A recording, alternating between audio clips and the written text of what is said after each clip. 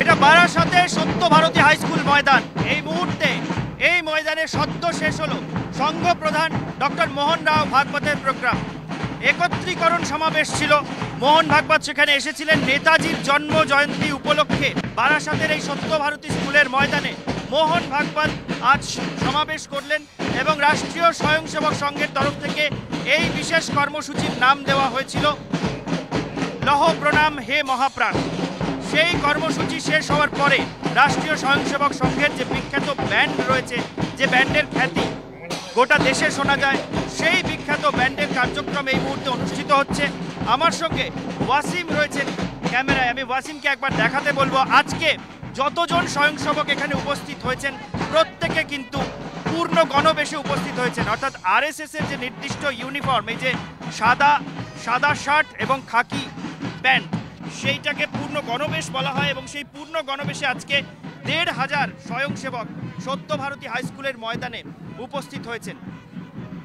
শুধুমাত্র রাষ্ট্রীয় স্বয়ংসেবক সংঘ নয়, স্বয়ংসেবক সংঘের যে আনুষঙ্গিক সংগঠনগুলো রয়েছে সেই সব আনুষঙ্গিক সংগঠন বা শাখা সংগঠন, তাদের কার্যকর্তারা, তাদের কর্মীরা, পদাধিকারীরা তারাও এখানে উপস্থিত হয়েছেন। সংঘের অখিল ভারতীয় স্তরের কার্যকর্তারা, রাজ্য স্তরের কার্যকর্তারা, জেলা এবং বিভাগ স্তরের পদাধিকারীরা তো এসেছেনই, আনুষঙ্গিক সংগঠনগুলোর তরফ থেকেও তারা এসেছেন। এই নিয়ে পরপর ২ বছর মোহন ভাগবত নেতাজি জয়ন্তীতে পশ্চিমবঙ্গের বুকে দাঁড়িয়ে নেতাজিকে স্মরণ করলেন। আপনাদের অনেকেরই মনে থাকবে গত বছরও ২৩শে জানুয়ারি কলকাতায় ছিলেন মোহন ভাগবত এবং ২৩শে জানুয়ারি মোহন ভাগবত কলকাতায় শহীদ মিনার ময়দানে গত বছর সমাবেশ করেছিলেন নেতাজি জয়ন্তী উপলক্ষে। সেখানেও পূর্ণ গণবেশেই উপস্থিত হতে বলা হয়েছিল স্বয়ংসেবকদের। এবছর কলকাতায় না করে একটু শহরতলির দিকে চলে এলো সমাবেশ এবং বারাসাতে সত্য ভারতী হাই স্কুলের ময়দানে এই সমাবেশ হলো। মোহন ভাগবত এখানে ঠিক ৩টের সময় আসার কথা ছিল, ঘড়ির কাঁটা মিলিয়ে ঠিক ৩টেতে তিনি মঞ্চে উঠলেন এবং তার ভাষণে আজকে মোহন ভাগবত যে বার্তা দিলেন তাতে তিনি বলে গেলেন যে নেতাজি সুভাষচন্দ্র বসু এমন একজন নেতা, এমন একজন চিন্তাবিদ, এমন একজন পথপ্রদর্শক যার পথ এবং যার মত প্রতিদিন প্রতিক্ষণ রাষ্ট্রীয় স্বয়ংসেবক সংঘ মেনে চলে। তার কথায় নেতাজি যে স্বপ্ন দেখেছিলেন সেই স্বপ্ন যদি আজও পূরণ হয়ে না থাকে তাহলে সেই স্বপ্ন পূরণ করার দায়িত্ব রাষ্ট্রীয় স্বয়ংসেবক সংঘকে নিতে হবে, স্বয়ংসেবকদের নিতে হবে। এবং নেতাজি যে ধরনের রাষ্ট্র দেখতে চেয়েছিলেন, যে দেশ দেখতে চেয়েছিলেন, সেই দেশ নির্মাণের কাজই আরএসএস করছে। নেতাজির চিন্তার সঙ্গে আরএসএস এর চিন্তার কোনো ফারাক নেই, এই বার্তা দিয়ে গেলেন রাষ্ট্রীয় স্বয়ংসেবক সংঘের প্রধান মোহন ভাগবত। এই মুহূর্তে আমরা বিপ্লব রায়কে দেখতে পাচ্ছি। বিপ্লব রায় রাষ্ট্রীয় স্বয়ংসেবক সংঘের প্রান্ত প্রচার প্রমুখ। বিপ্লববাবু, মোহন ভাগবত এক্ষুনি ভাষণ দিয়ে এখান থেকে গেলেন। মোহন ভাগবত এই প্রথমবার নয়, পরপর ২বার নেতাজি জয়ন্তীতে সরসংঘ চালক নিজে উপস্থিত হয়ে নেতাজি স্মরণ করলেন পশ্চিমবঙ্গের মাটিতে এবং তিনি যে বার্তা আজকে দিয়ে গেলেন যে নেতাজির পথ এবং আরএসএস এর পথ আলাদা নয়। নেতাজি সুভাষচন্দ্র বসুকে প্রত্যেকদিন প্রাতঃস্মরণে সকালবেলা ঘুম থেকে ওঠার পরেই সমস্ত স্বয়ংসেবক সারা দেশে ওনাকে স্মরণ করেন।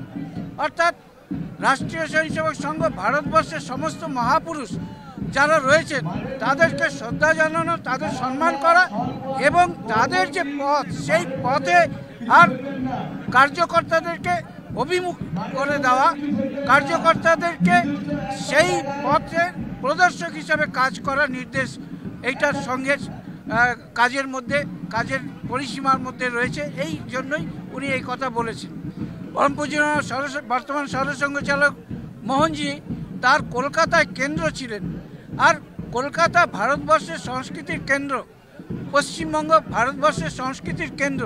সেই জন্য কলকাতায় আসার জন্য ভারতবর্ষের সমস্ত মানুষ, রাষ্ট্রীয় স্বয়ংসেবক সংঘ নয়, সংঘের বাইরেরও যারা সংস্কৃতির সম্পর্কে জানেন, সংস্কৃতি নিয়ে গবেষণা করেন, তারাও পশ্চিমবঙ্গতে এসে কাজ করতে চান। তো পরম পূজনীয় সরসংঘ চালক তার কেন্দ্র কলকাতায় ছিলেন সেই সময়তেও, আর উনি যতদিন থেকেছেন প্রত্যেক বছর। আর নেতাজি জন্মজয়ন্তীতে শ্যামবাজার যে পাঁচমাথার মোড়ে নেতাজির মূর্তি রয়েছে সেই নেতাজি মূর্তির সামনে শ্রদ্ধার্ঘ্য সমর্পণ করেছেন। অনেক ধন্যবাদ বিপ্লব রায়, দক্ষিণবঙ্গ আরএসএস এর প্রান্ত প্রচার প্রমুখ। তিনি জানাচ্ছিলেন যে মোহন ভাগবতের একসময় কেন্দ্র ছিল এই কলকাতায়, এই কলকাতায় থেকেই তিনি কাজ করেছেন।